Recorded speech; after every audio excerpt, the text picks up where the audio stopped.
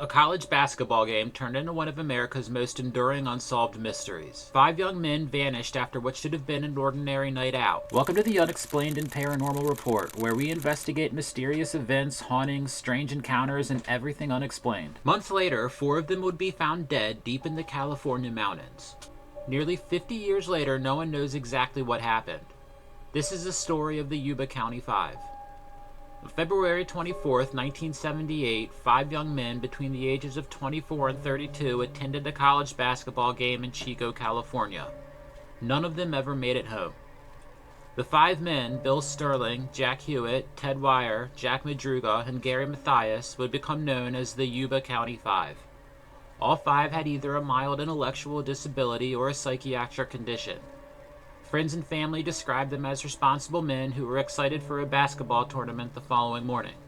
There was no reason for them to disappear.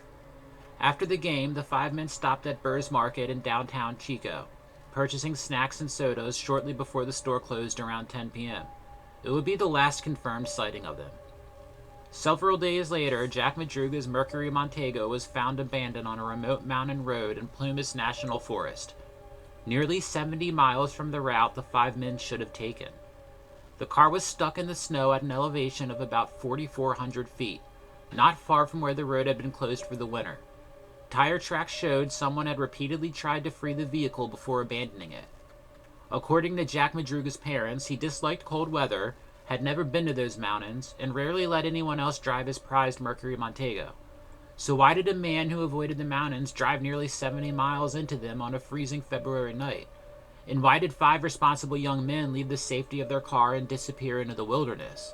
Unfortunately, it was the middle of winter. A powerful snowstorm swept through the area that day, severely limiting search efforts and delaying the discovery of what had happened to the 5 men. But this already baffling case was about to become even stranger. A woman whom police described as a credible witness told investigators that 4 of the missing men stopped at her store in Brownsville, about 30 miles from where their car was found the day after they disappeared. According to her, they arrived in a red pickup truck and purchased snacks and drinks. The store owner later corroborated her account, adding yet another layer of mystery to the case. By June 4th, 1978, most of the mountain snow had finally melted. A group of motorcyclists came upon a U.S. Forest Service trailer with a broken window, nearly 19 miles from where the men's car had been found. Inside, they made a horrifying discovery: the badly decomposed body of Ted Wire. Inside the trailer, investigators found enough food to keep someone alive for months, along with blankets and a propane heating system. Ted Wire had survived for weeks before eventually dying from starvation and hypothermia. The following day, searchers made 2 more grim discoveries. About 11 miles from where their car had been abandoned, the bodies of Jack Madruga and Bill Sterling were found on opposite sides of the same mountain road. 2 days later, searchers found the scattered remains of Jack Hewitt about 2 miles from where the car had been abandoned. His backbone was discovered beneath a bush, while his skull was found nearly 300 feet away from the rest of his remains.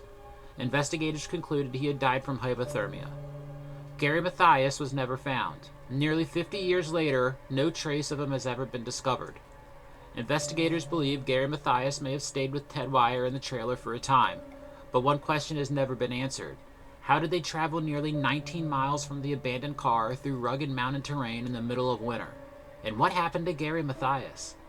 One theory emerged during the investigation.